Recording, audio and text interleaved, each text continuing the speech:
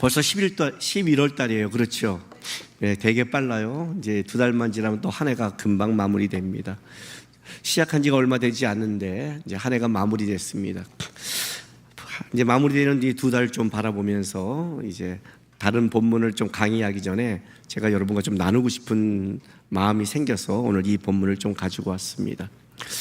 여러분, 우리 이런 적 있지 않나요? 뭐 어디 가서 나는 좋은 거를 잘 샀다고 했는데 그걸 막 기뻐하는데 알고 봤더니 누가 얘기하는데 나는 바가지 쓴 거고 비싼 걸 알았을 때, 그 바가지 쓰고 비싼 것이 억울한 것보다 나에게 그 얘기를 해준 애를 패주고 싶을 때, 그렇죠? 그 얘기 안 했으면 혼자 지금 기뻐하고 있는데, 어디 여행을 잘 다녀왔는데 오늘도 낮에 이제 무슨 이제 여행 얘기 나오다가 자기는 신혼여행을 어디를 갔다 왔다고 얘기를 하는 거예요. 신혼여행 때.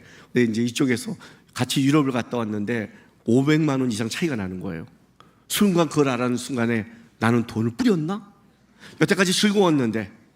그럴 때 뭐 굉장히 뭐야 이런 거, 뭐 이런 거야 뭐 그냥 돼. 뭐 그래도 즐겁게 놀았으니까 뭐 돈 좀 손해 보고 뭐 물건 이럴 수 있죠. 그렇죠? 이럴 수 있죠. 그런데 나는 누군가를 위해 열심히 도왔다고 생각하는 것이 나중에 알고 봤더니 내가 다 망쳐버렸을 때, 내가 어떤 사람을 위로한다고 열심히 한 것이 사실 그 사람의 그 속마음을 다 긁어버린 것을 나중에 알았을 때, 좀 얘기가 좀 다르겠죠? 성경에도 사울이 있죠. 자기는 하나님을 위해서 너무 열심히 특심 있게 달려갔는데 예수님이 나타나서 하신 말씀은 사울아 사울아 너가 어찌 나를 핍박하느냐. 나는 하나님의 교회를 위해, 하나님을 나를 위해 내 나름대로 시간을 내고 열심히 달려왔는데 그것이 사실 하나님의 나라를 망치고 있을 때, 사울처럼. 이게 얼마나 힘들었을까요? 자기는 열심히 특심이라고 하나님의 나라를 지킨다고 했는데 그 죽인 자가 하나님 나라의 보석 같은 존재 스데반이었잖아요. 평생 그걸 짊어져야 되잖아요. 난 죄인 중에 괴수라. 이건 너무 깊잖아요. 그래서 사울은 괜찮아요. 왜? 나중에 깨닫게 돼서 그만큼 더 하나님을 향해서 전심으로 살았으니까. 그런데 또 마태복음 7장에 보면 나는 열심히 하나님을 위해서 선지자 노릇을 했고 귀신을 쫓았고 많은 권능을 행했고 이 땅에서 진짜 나는 하나님의 사람이라고 생각하고 살았는데 천국에 갔더니 하나님이 불법을 행한 자야. 예? 하나님 저 선지자였어요. 저 설교하고 저 전했어요. 하나님 저 많은 권능 행했잖아요. 나 너무너무 많이 섬겼잖아요. 아니, 너 불법을 했어. 내가 너 때문에 얼마나 내가 고민한 줄 알아? 여러분, 우리 구약 성경을 한번 자세히 한번 읽어보세요. 여러분 한번 읽어보세요. 선지서 이사야부터 말라기까지 한번 쭉 읽어보세요. 수많은 선지자가 세상에 가서 외쳤는지, 이스라엘을 향해 외쳤는지, 세상의 죄악 때문에 힘들었는지, 이스라엘의 죄악 때문에 힘들었는지, 모든 선지자가 외친 곳이 다 이스라엘이에요. 하나님의 선민, 율법을 받은 자, 하나님의 백성, 그들이 하나님을 떠났고 그들이 하나님 앞에 온전치 못해서 선지자를 통해 했는데 오직 그 선지자를 핍박하는 거예요.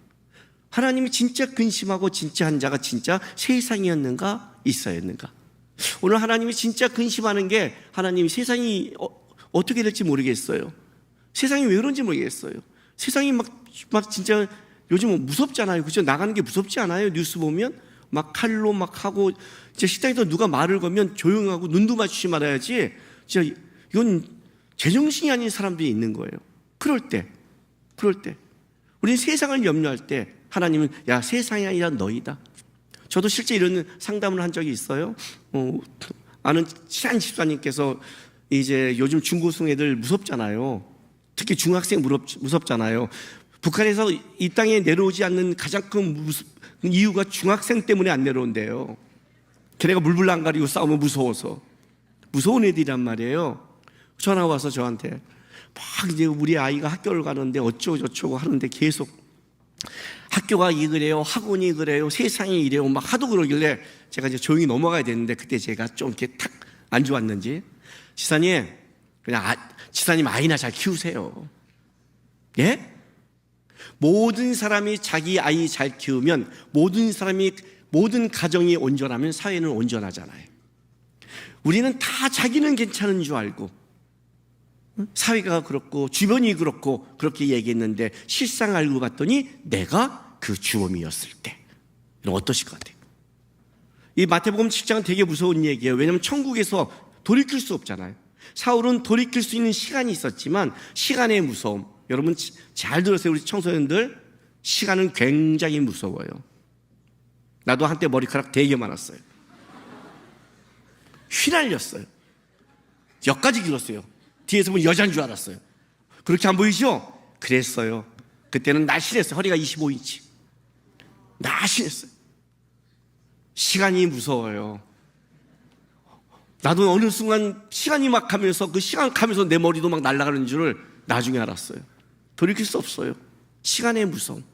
한 번 지나간 시간은 돌이킬 수 없다. 하나님이 무서운 곳에 뒀어요, 우리를.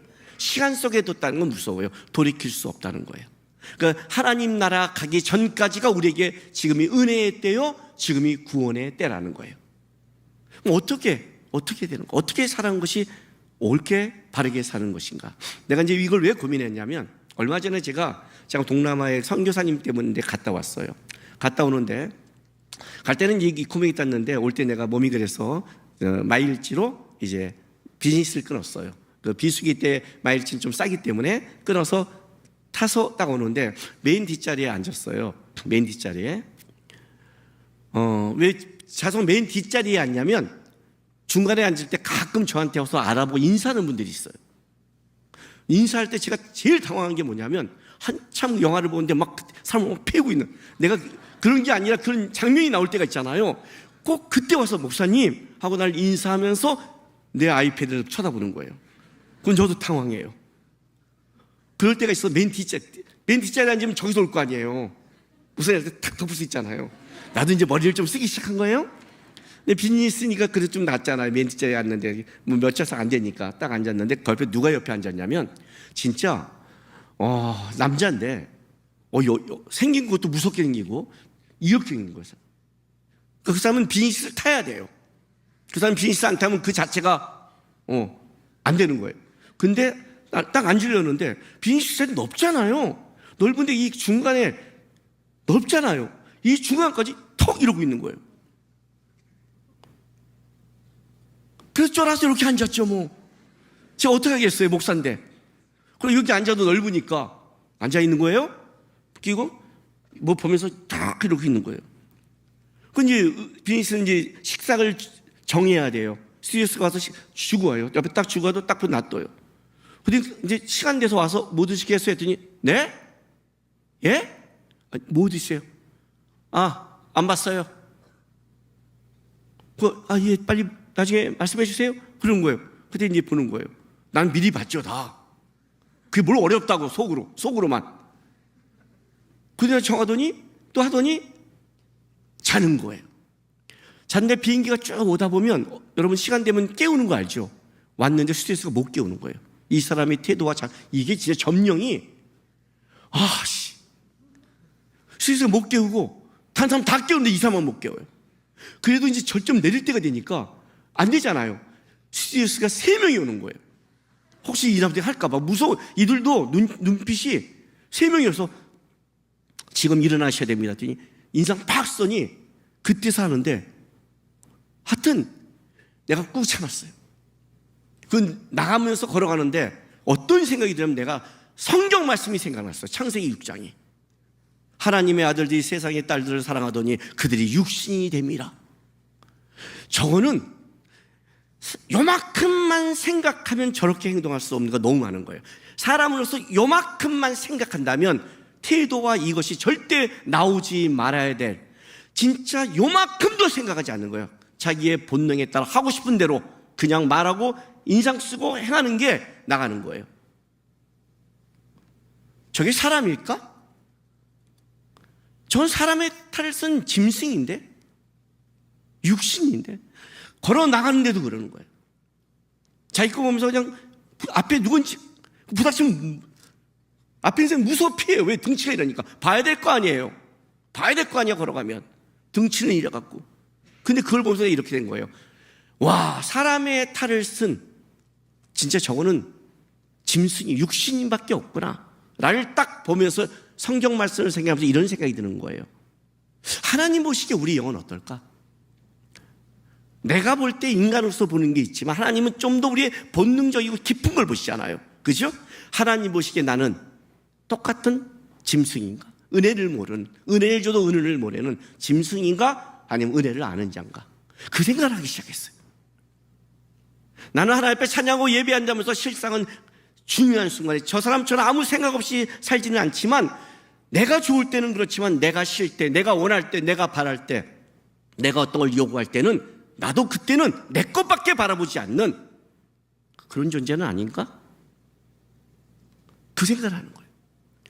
그러면서 이제 생각했어요. 어떻게 하나님 앞에 서야 되지? 내가 여기서 잘 산다고 잘 사는 건지 천국 가서 아는데 아니라고 하면 어떡할 거예요? 그렇죠? 그럴 거 아니에요. 너 여기 가서 예배를 드렸는데 하나님 나 예배 드렸습니다. 근데 하나님이 갔더니 네가 그때 거기서 예배 드리면서 그 주위에 모든 사람한테 예배를 망쳤다는 거 알아 임마?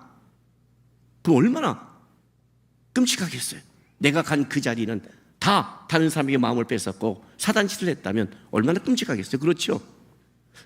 그러다가 이제 고린도전서 16장을 보게 된 거예요. 이 고린도전서는요, 사도 바울이 고린도 교회, 여러분 고린도 교회는 수많은 교회 중에 모든 문제를 다 가진 교회예요. 여러분이 고린도전서를 보면 사도 바울이 문제를 다 제시죠. 은사, 부활이 없다는 자도 있고, 오늘 고린도전서 15장이 부활장이에요. 성찬식 문제, 하여튼 모든 문제는 다 드러난 교회가 고린도 교회. 과연 여기가 교회야? 라고 할 만큼 실상 고린도 교회는 실제로 어디 있었냐면 근데 고린도에 가운데 교회가 존재하지 않을 곳에 존재하고 있는 거예요. 지금 우리 식으로 말한다면 교회가 어디 있었냐면 여성들 몸 파는 그런 매운총 같은 중앙에 있는 교회였어요. 사실 그런 데 교회가 있었기 때문에 모든 이방의 문화 속에 진짜 모든 문제를 다 일으킨 교회예요. 그 교회에 사도 바울이 편지를 쓰는 거예요. 하나하나 문제를 제기하면서. 그리고 나서 오늘 제가 읽는 이 본문은 여러분이 혹시 성경을 갖고 왔으면 이렇게 써 있어요. 성경 그 앞 맨 위에 권면과 끝 인사라고 써 있어요. 이제 편지를 마무리하면서 사도 바울이 고린도 교회에 권면하고 마지막으로 인사하는 장면이 여긴 거예요. 그런데 제가 여러분 책을 써봤잖아요. 그렇죠? 책을 쓸 때 뭐가 중요하죠? 마지막 결론 부분을 중요하죠. 그 사도 바울이 문제들을 다 제기하고 다 하나씩 제기하기 시작했어요. 부활은 이런 거야, 은사는 이렇게 해야 돼, 사랑해야 돼, 이런 걸 다 제기하고 나서 이제 마무리하면서 사도 바울이 그런데 마지막으로 너희 이렇게 살아야 돼라고 말하는 게 이 본문이에요. 이런 거예요. 우리 안에 병이 있고 문제가 있고 몸이 약하면 이 병 비어주병 다 터지잖아요. 이 병에는 이렇게 치료해라, 이렇게 치료하고 말하잖아요. 그런데 이제 결론은 이렇게 말하는 거죠. 몸이 약하니까 안 그래, 운동해, 이렇게 결론을 내린 것처럼 너희들 마지막에 이래야 돼 라고 말해주는데 여기에 이런 말씀이 나오는 거예요. 자, 16장 18절 보세요. 17절 18절부터 읽어줄게요. 내가 스데바나와 부기나와 아가이고가 온 것을 기뻐하노니 그들이 너희의 부정한 것을 채웠습니다. 그들이 나와 너희의 마음을 시원케 하였으니 그러므로 너희는 자 뭐라고요? 이런 사람을 알아주라 이렇게 말한 거예요. 알아주라. 사도 바울이 지금 고린도 교회에 뭘 말하냐면 어떤 사람을 예로 들었어요. 이 사람은 이런 사람이다, 이렇게 돕고 이렇게 했다, 그래서 나는 너희에게 이렇게 말한다. 고린도 교회 성도들아, 이런 사람을 알아주라 라고 말한 거예요. 물론 이제 사도 바울의 입장에서 본다면 자기를 도와줬고 자기를 함께 해주고 이 여기서 도와준 것은 자기의 물질적, 영적, 정신적으로 여러 가지로 서포트 해준 거예요. 그러니까 자기를 도와준 사람이니까 알아주라 이렇게 말할 수는 있어요. 중요한 건 이거예요. 하나님이 이것이 사도 바울이 말한 알아주라는 사람이 아니라 고린도 교회 이거를 하나님이 성경으로 집어넣어서 하나님이 이 본문을 오늘 우리에게 하나님의 말씀으로 집어넣어서 주었다는 거죠. 그럼 하나님이 어떻게 되는 거예요? 하나님도 사도 바울이 말한 이런 사람을 알아주라라고 넣은 거예요. 그럼 이런 식의 말씀이 되는 거죠. 하나님이 알아주는 사람, 하나님이 알아주는 사람이 이런 사람이다요. 이 모델은 누구냐면 15절 읽어볼게요. 형제들아 스데바나의 집은 곧 아가의 첫 열매요. 이 스데바나는 어떤 사람이냐면 바울과 굉장히 긴밀한 관계가 있죠. 고린도전서 1장 16절에 보면 사도 바울이 이 고린도전서에서 이제 편지를 쓰면서 교회의 분쟁과 파당을 얘기하면서 이런 말을 써요. 16절에 내가 또한 스데바나의 집 사람에게 세례를 베풀었고 그 외에는 다른 누구에게 세례를 베풀었는지 알지 못하노라. 사도 바울이 유일하게 세례 베푼 사람이죠. 그러니까 이때부터 그는 하나님 앞에 더 깊게 나갔고 사도 바울의 사역을 도와준 사람이에요.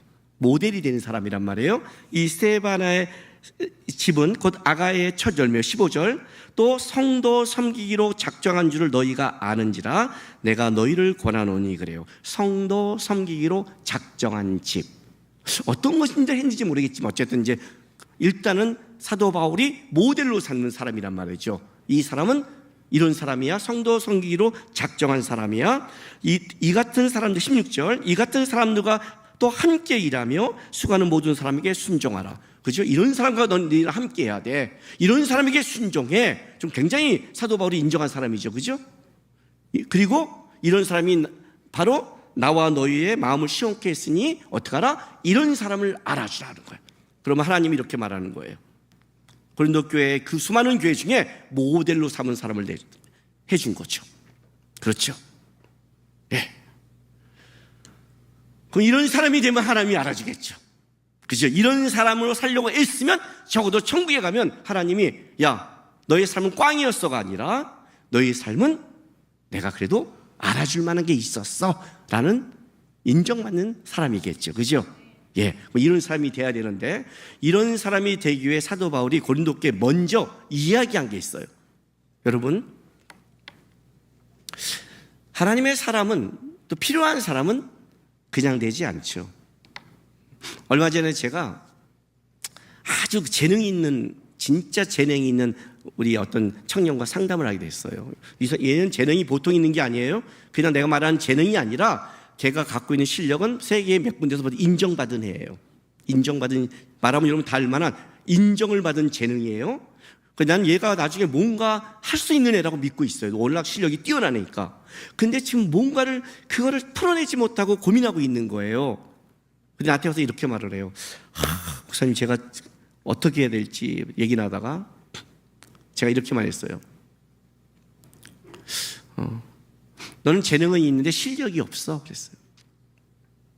예? 자기도 인정하더라고요. 제가 실력이 없는 것 같아요. 실력이 없어. 너는 굉장히 재능이 뛰어나. 근데 실력이 없어. 이게 무슨 말인 줄 아니? 잘 들어. 재능은 하나님이 주신 달란트야. 그죠? 요리의 재능, 노래의 재능 그거잖아요. 저는 여러분 제가 음악 안 해본 것 같아요? 해봤죠. 우리 때는요 통기타가 유행한 시였어요. 여자 꼬시려면 수련회 가서 모닥불 피워놓고 통기타 쳐야 돼요.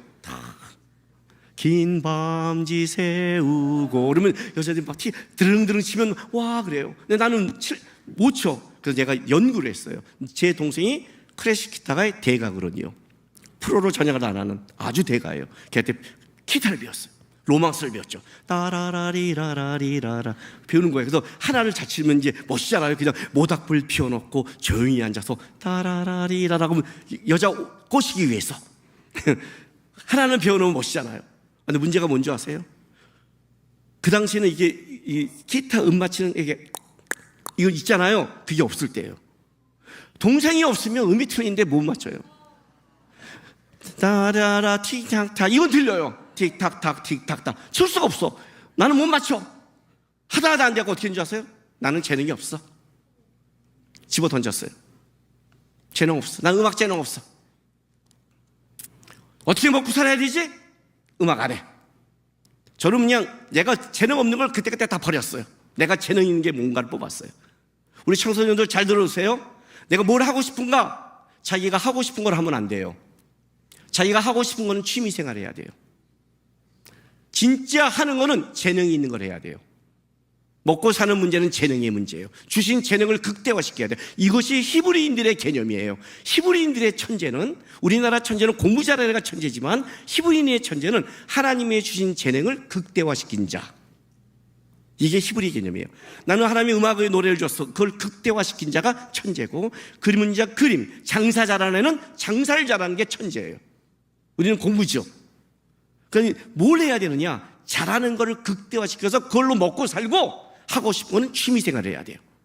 이걸 해야 된단 말이에요. 제가 걔한테 내가 그랬어요. 너는 재능이 굉장히 뛰어나. 그런데 너는 아직 실력이 없어. 뭔지 알아? 실력은 훈련을 통해서만 돼. 아무리 손흥민이 축구를 갖고 재능을 갖고 태어나도 훈련하지 않으면 극대화될 수 없어. 축구 선수들 전부 다 재능이 있어 보죠. 재능 갖고 성공하지 못해요. 재능을 극대화시킨 자, 재능을 제대로 풀어내는 자, 재능을 훈련을 통해 실력으로 만드는 자, 그 자만이 풀려지게 돼 있는 거예요. 근데 이게 신앙의 원리가 다 똑같아요. 어떻게 하면 내가 하나님 앞에 잘 쓸까? 어떻게 하나님 앞에 갈까? 예, 원리는 알아요. 어떻게 살아가는도 알아요. 사도 바울이 알려준 걸 보면 이렇게 살면 돼? 알 수 있어요. 그죠? 성령의 열매는 뭐라고 그랬어요, 여러분? 성령의 열매는 9가지가 아니라 1가지라고 그랬죠. 헬라어로 단수. 왜? 성품이니까. 사랑, 희락, 화평, 온유, 다 절제, 성품이란 말이에요. 이게 9가지면 큰일 나요. 다중인격이 돼요.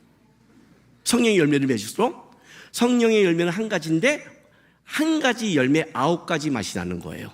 사랑을 할 때 단물이 두두두두두, 오래 참을 때 진짜 하나님의 마음으로 오래 하나님의 마음으로 오래 참는 자는 분노를 쌓는 게 아니라 기도가 쌓여요. 그런데 우리 옆에 있잖아요. 오래 참아주는데 차라리 지금 화를 내. 나중에 화나면 더 무서워. 그런 사람이 있잖아요. 그죠?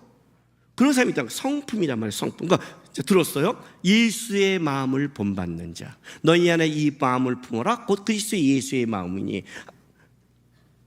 주님은 우리에게 예수님의 능력을 본받아라 한 적이 없어요. 그건 하나님의 능력이에요. 그런데 우리에게 그리스도의 장성한 분량까지 자라라. 주님의 마음을 본받아라. 성품을 본받으래요. 근데 알잖아요.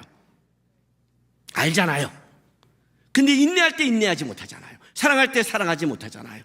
그죠? 왜요? 실력이 없으니까. 알아도 실력이 없으면 열매를 못 맞아요. 오늘 여기서 이제 하나님 이런 사람을 알아주라 하면서 사도 바울이 먼저 이럴 걸 전제로 해요. 자, 그게 뭐냐면 고린도전서 16장 13절 14절 말씀을 먼저 해놓고, 그리고 형제들아 스데바나의 집 하고 모델을 끌고 오는 거예요. 그러니까 이 스데바나가 이렇게 산 사람이라는 거죠. 그러니까 알아주라는 거예요. 자, 13절 14절 볼게요. 우리 13절 14절 한번 다 같이 한번 읽어볼까요? 이거는 시작. 깨어 믿음에 굳게 서서 남자답게 강건하라. 너희 모든 일을 사랑으로 행하라. 네, 사도 바울이 5개의 명령을 합니다. 깨어 굳게 서서 남자답게 강건하라. 사랑으로 행하라. 이 5개를 명령해요. 결국은 뭐예요? 이게 안 되면 모델이 될 수 없다는 거죠. 그죠? 이게 안 되면. 그 명령하는 거예요. 이걸 해라. 깨어. 자, 깨어. 어떻게 하면 깨어 있을까요? 성경에 깨어란 단어는, 여러분이 이제 성경을 읽다 보면 깨어란 단어를 맞이할 때가 있어요. 그 깨어는 거의 어떤 때 그 사용되는 단어냐면, 곧 일어난 일을 기대하면서 그것이 종말론적 사고로 연결될 때, 그러니까 종말론적 사건으로 연결될 때 사용하는 단어예요. 자, 종말론적 사고. 기독교인에서 굉장히 중요한 사고입니다. 이 종말론적 사고가 없는 자는 현실에서 신앙이 타락하게 되고 현실화되며 영적으로 잠들게 됩니다. 기독교의 신앙의 양대 기둥은 2가지입니다. 하나는 부활신앙입니다. 사망은 이 신앙이, 그죠? 부활신앙. 또 하나는 뭐예요? 종말론적 신앙. 종말이 뭐예요? 주님이 오신다.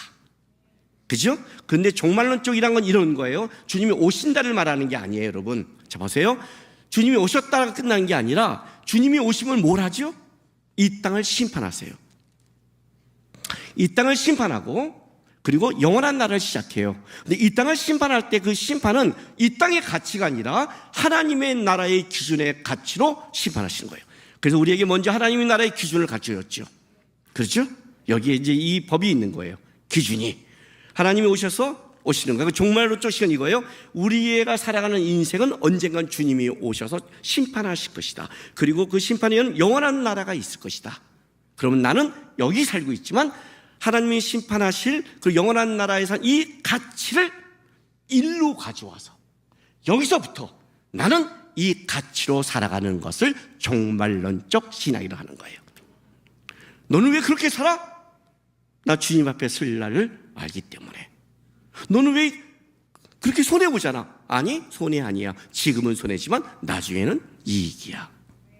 하나님이 분명히 이 시대를 심판할 거야. 그러니까 이 시대에 우리가 이 세대를 본받지 말고 억울하잖아. 난 맨날 손해보잖아. 손해 아니야. 지금 본받아서 네가 지금 그걸 이익을 취했지. 그거 다 심판받을 거야. 그래서 여러분 있잖아요. 종말론은 두 개가 있죠. 왜? 하나는 주님이 이 세상을 완전히 심판하는 종말이 있고, 그렇지 않는다 할지라도 우리의 개인적인 종말이 있죠. 개인적인 종말. 근데 여러분, 우리의 개인적인 종말을 어떻게 맞이해요? 여러분이 이 땅에 어떤 권력이 있거나 얼마나 돈을 벌거나 얼마나 대단한 위치를 갖고 있다 할지라도 어떤 것도 가져가지 못하고 그거는 이 땅의 죽음으로 끝내놓고 뭘 봐요? 네가 살아온 삶의 가치와 바라봄과 목적만을 가지고 하나님이 심판할 것이다. 어떤 것도 못 가져간다. 이 땅의 것은 네가 죽음으로 끝날 것이다. 그리고 끝났다는 건 뭐예요? 그건 심판한 도예요. 우리가 그걸 아는 거예요. 어떤 때는 억울해요. 어떤 때는 화가 나요. 어떤 때는 내가 손해보는 것 같아요. 근데 왜 참아요? 왜? 주님이 아시니까. 주님이 기억하시니까. 주님이 분명히 의로운 하나님이 역사할 테니까. 하나님 살아계시면 어때? 세상이 이 모양이야. 아니요. 놔두는 거 이 땅은요. 하나님 살아계세요. 살아계세요. 심판의 때가 있단 말이에요. 그때 의로우신 왕이 분명히 할 거야. 이게 깨어요. 깨어있는 자는 뭐냐면, 깨어있다는 거는 주님이 심판할 것이다. 주님이 알고 있다. 나는 지금 이 땅을 살아가지만 주님이 심판할 날을 바라보면서 이 사건이 그날에 상이 될지 벌이 될지를 알고 있기에 나는 하나님께 상 받을 생각을 하면서 오늘을 살아간다. 깨어. 그 사람이 깨어있는 사람이에요. 이 종말론적 시간이 없으면 깨어있지 못해요. 다 잠자는 자들이에요. 열처녀비 아시잖아요. 기름 준비하지 않는 자, 깨어 준비하는 자만이 되잖아요. 그러니까 깨어있어야 돼요. 사도 바울의 첫 번째 명령이에요. 깨어.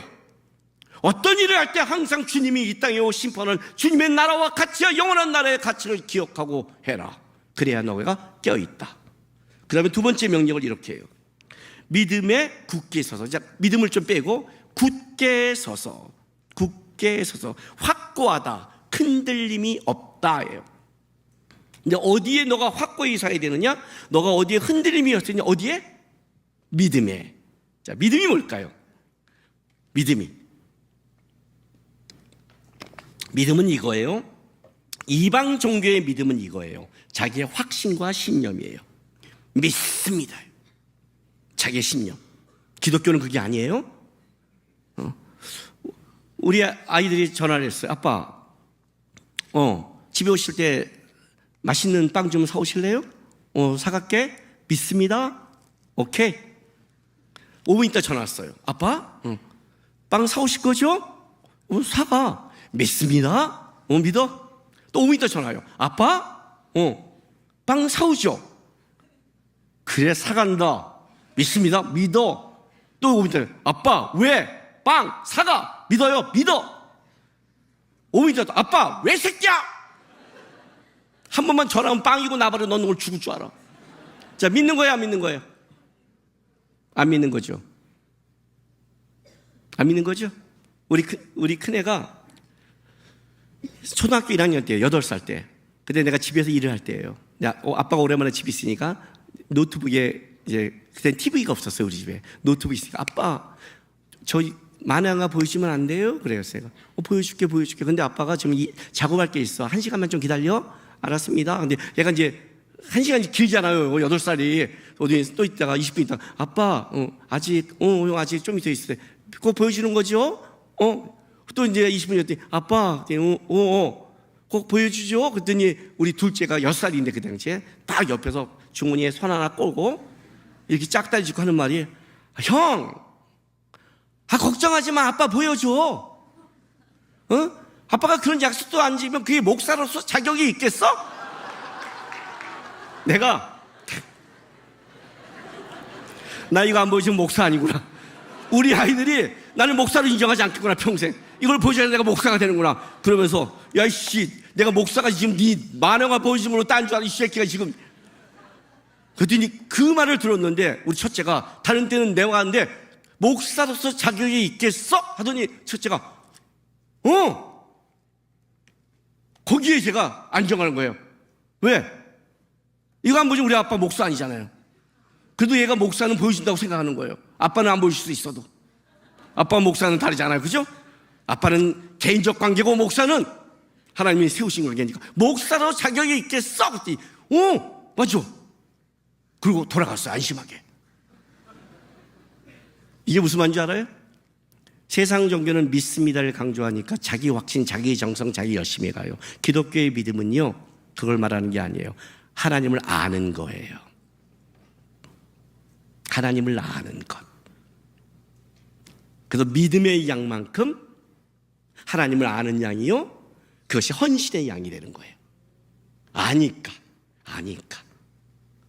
우리 아빠가 사올 걸 아니까 말할 필요 없고, 아는 것. 믿음에 굳게 쓰다 뭐예요? 하나님 아는 거예요. 하나님 앞에 굳게 쓰는 거예요. 하나님은 아시오. 수많은 오해를 받을 때도 하나님은 아시오. 하나님 아시오. 2018년도에 누가, 이건 욕한 거 아니에요? 이 18년도, 이것도 이상하잖아요. 2018년도에 누가 저에 대해서 막 세이슨 문제 욕하고 어쩌고저쩌고 막 어마어마하게 쓴 글이 있어요. 뭐가 옛날에 막. 그건 나 아끼는 사람이 왔어요. 목사님 이거 내려야 되는 거 아니에요? 이건 해야 되는 거 아니에요? 그래요. 나 또. 그거 말하지 마. 그리고 이거 말하면, 이거 말해도 찾아서 또 검색하지 마세요. 괜히 올라가요, 검색수. 가만 놔둬. 그랬어요. 왜요? 그거 싸울 시간도 없고 싸울 여력도 없어. 왜? 나 설교 준비하고 가기도 바빠. 그거 그대로 하나님 앞에 쓸 거야. 그래서 제가요. 하나님 앞에 쓸 거야. 그게 증인이 될 거야. 모함한 증인이 될 거야. 염려하지 마. 그죠? 그래서 버티는 거예요. 하나님이 아시니까. 하나님이 아시니까. 그래서 하나님이 안다. 하나님 앞에 굳게 서야, 하나님 앞에 확고해야 신앙은 버텨요. 그게 확고하지 않으니까 우리가 원통한 거고, 그게 확고하지 않으니까 우리가 무너지는 거예요. 세상에서. 사도 바울이 두 번째예요. 하나님이 심판 종만한 쪽을 생각하고, 두 번째 믿음에 하나님을 앞에 너는 굳건하고 확고히 살아야 되는 거야. 그 싸움 해야 된다. 세 번째 명령 뭐예요? 남자답게 강건하라는 뜻. 항상 강건하라는 뜻이에요. 힘차게. 이제 여기서 우리가 좀 오늘날 이해하셔야 돼요. 왜 남자만 강건해? 이거 비유예요. 근데 힘은 남자가 더 세잖아요. 난 이거 되게 웃겨요. 요즘은요, 성별 따질 때 남녀 말고 기타가 있어요. 아세요? 비행기 끊을 때도 성별을 써요. 아시아나 대학원 들어가면 남녀 기타가 있어요. 기타. 가끔 기타를 누르고 싶은 충동을 느낄 때가 있어요. 그래서 거기서 당신 누구세요? 기타. 어떤 기타요? 기타. 맞춰요. 남자예요, 여자예요? 기타일까요? 막 이러고 싶은, 장난하고 싶은. 왜? 딱 보면 몰라요? 기타. 하고 싶은 이런 말도 안 되는. 여러분, 말도 안 되는 짓이잖아요. 말도 안 되는 짓이에요. 근데 웃긴 게 뭘까요? 올림픽은 남녀만 나누죠, 지금. 그죠? 복잡한 거예요. 그러면 뭐 다 나가니까 성별로. 왜 남자만 여자만 해? 올림픽은. 왜 올림픽에 썩지 않아? 남녀 딱 있잖아요. 그죠? 남자가 더 힘이 세죠. 축구나 더 세잖아요. 그걸 얘기하는 거예요. 강한 것. 항상 강건한데 힘써야 된다는 거예요. 항상 강건해라. 남자답게 이걸 한 번 더 강조해요. 자, 네 번째 명령, 한 번 더 강조하는데 강건하라라고 해요. 강건하라. 이런 직역하면 이거예요. 항상 강하게 되어라. 너는 항상 하나님 앞에 깨어서 깨어있는데, 종말을 생각하고 하나님 앞에 확고히 있는데, 거기에 남자답게 힘있게 항상 강건하게 되어라. 계속해서 이수삼이라 무너지면 안 된다를 사도 바울이 지금 얘기하고 있는 거예요. 그것이 된 다음에 되면 어떤 일을 되느냐? 마지막 5번째 명령 14절, 너희 모든 일을 사랑으로 행하라. 왜? 사랑으로 행하기 위해서, 예수님처럼 행하기 위해서. 사랑은 어떤 거죠? 사랑은 중심이 저쪽에 있죠. 세상의 모든 중심이 다 자기에게 있어요. 그렇죠? 사진을 봐도 자기를 봐요. 모래도 자기를 봐요. 근데요, 재밌는 게 있어요. 사랑하는 삶이 생기면 사진을 보면 거기부터 봐요. 모든 중심을 옮기는 게 사랑이고, 모든 가치를 역전시키는 게 사랑이에요. 다른 사람한테 주고 손해보는 게 억울한데, 사랑하는 사람한테는 손해봐도 억울하지 않고, 줘도 아깝지 않고, 못 줘서 억울하고, 더 손해보지 못해서 안타까워요. 그죠? 그게 사랑이라는 거예요. 가치의 변화. 모든 일을 예수님처럼 사랑으로 행하기 위해서 해라 하고 이제 스테파나가 나오는 거예요. 근데 이런 뜻을 가지고 있는 거예요. 이런 뜻. 제가 목회를 하면서, 교회 이제 목회자가 되면서 제가 애쓰는 게 하나 있어요. 개척 시작부터 지금까지, 마커스 시작부터 지금까지 제가 이거 하나는 변함없이 애쓰는 게 있어요. 아마 죽을 때까지 이거는 변함없는 애씀이에요. 그리고 이 애씀이 오늘 내가 사역을 지금까지 해올 수 있는 원동력이 됐어요. 뭘까요? 뭘 내가 애썼을까요? 개척하고 사역하면서 내가 애쓴 것 뭔지 아세요? 지치지 않으려는 것. 지치면 무너지는 거예요. 지치면 짜증이 나와요. 지치면 포기하고 싶어요. 전 지치지 않으려고 노력했어요. 데살로니가 전서 5장 23절에 있는 말씀, 너희 영과 혼과 몸이 주 예수로 강림하실 때 흠없게 보존되기를 원하노라.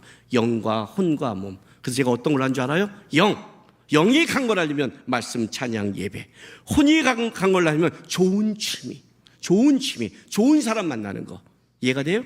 좋은 사람을 만나야 돼요. 오늘 여기도 이 사도 바울이 뭐라고 말하냐면, 이렇게 강건하라고 말하면서 16절 보세요. 16절, 이 같은 사람들, 성도 성기로 작정한 이 같은 사람들과 함께 일하며 수고하고 모든 일에 순종하래요. 어떤 사람과 함께 해야 되는 줄 아세요? 이 같은 사람, 여러분이 함께하는 사람이 여러분을 같이 영향력을 줘요. 영적으로 함께하는 사람을 만나면 영적으로 영향을 주는데, 세상적을 만나면 세상적이 되고, 세상적을 만나면 내 영을 뺏어가요. 결국 내가 어디 있느냐, 누구와 함께 있느냐, 누구와 함께 순종하며 살아가냐가 굉장히 중요한 거예요. 내가 강건하고 싶으면 강건한 사람 옆에 있어야 돼요. 안 해요? 맨날 나를 뺏어가는 싸우는 사람 옆에 있다면 나는 지쳐버리는 거예요.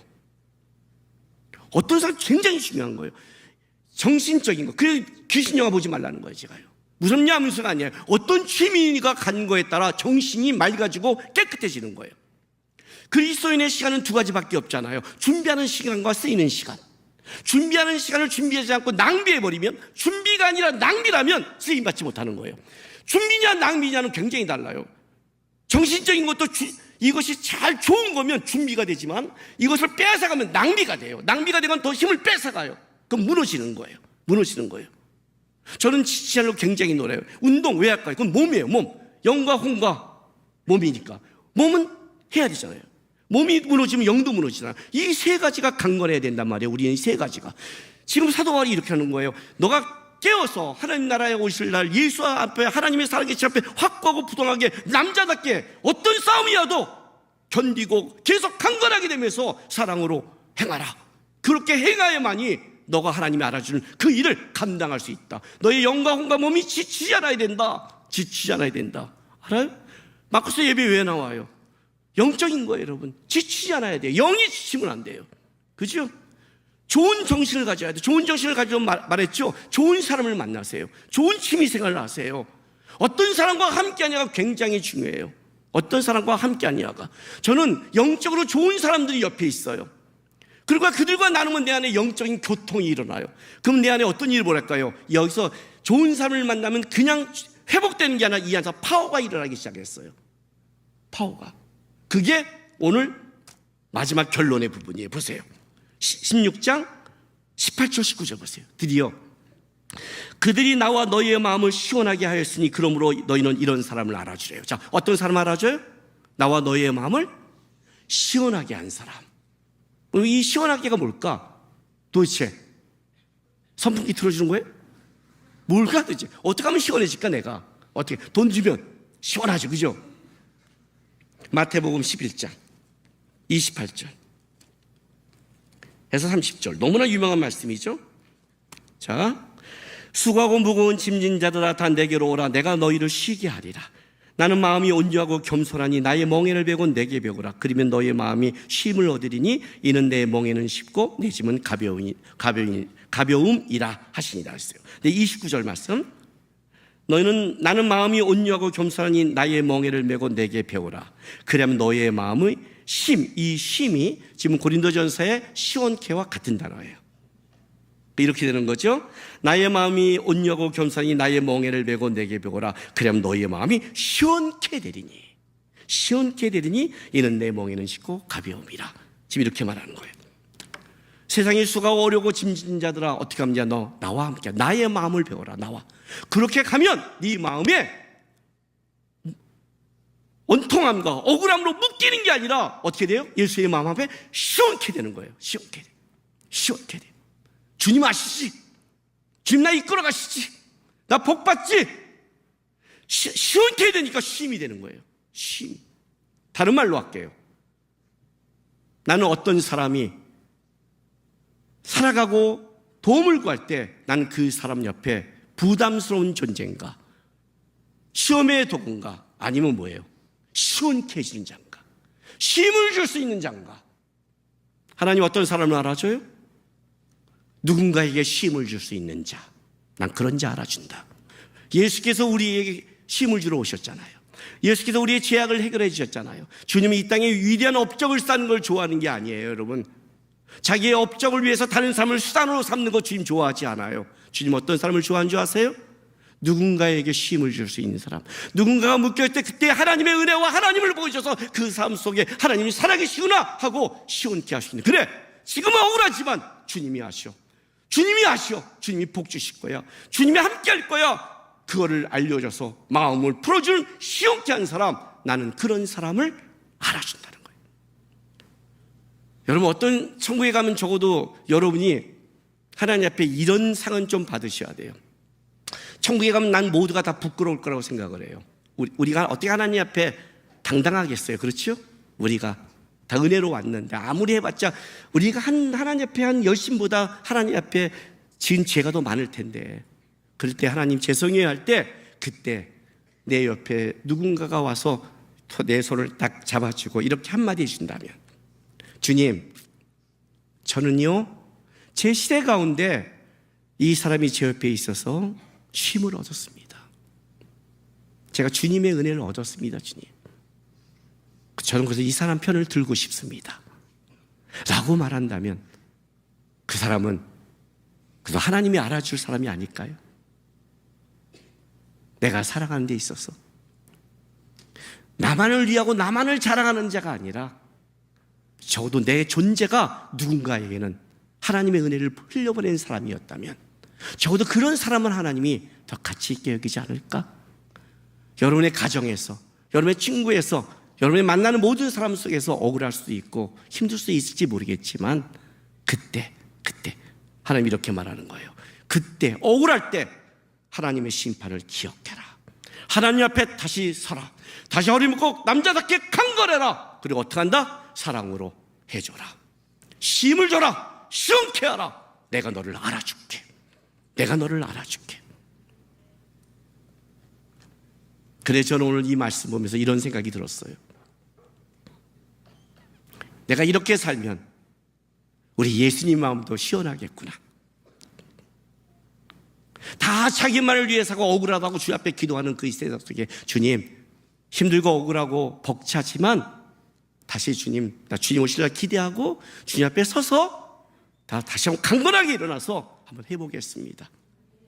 해보겠습니다. 성도 섬기기로 주 혼자 섬겨 한번 해보겠습니다. 주님, 왜? 주님 마음을 시원케 하고 싶어요. 은혜 너무너무 많이 받았는데 준 건 없는데 적어도 내 행동이 하나님의 마음을 시원케 한다면 기꺼이 하겠습니다.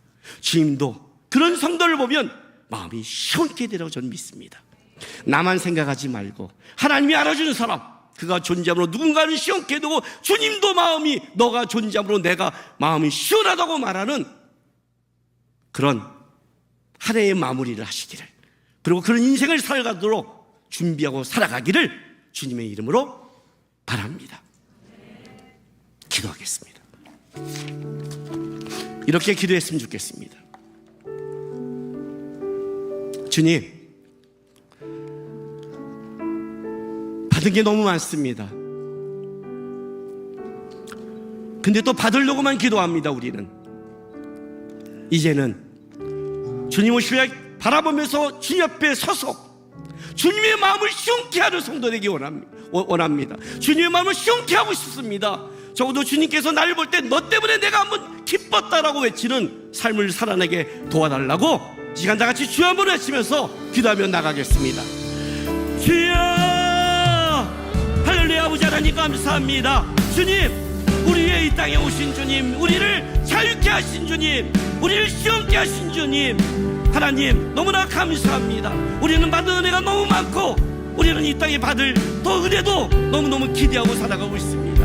그러나 주님, 우리도 이제 은혜를 받았으니 주님의 마음을 시원케 하고 내 옆에 있는 주의 피자를 시원케 하면서 남자답게 강건하게 믿음의 생활을 행할 수 있도록 주님 앞에 살아갈 수 있도록 주님 앞에 살리를 기대하면서 깨어 믿음으로 굳게 서서 강건하게 사랑으로 행하는 성도에게 역사하시고 인도하여 주시옵소서. 주님,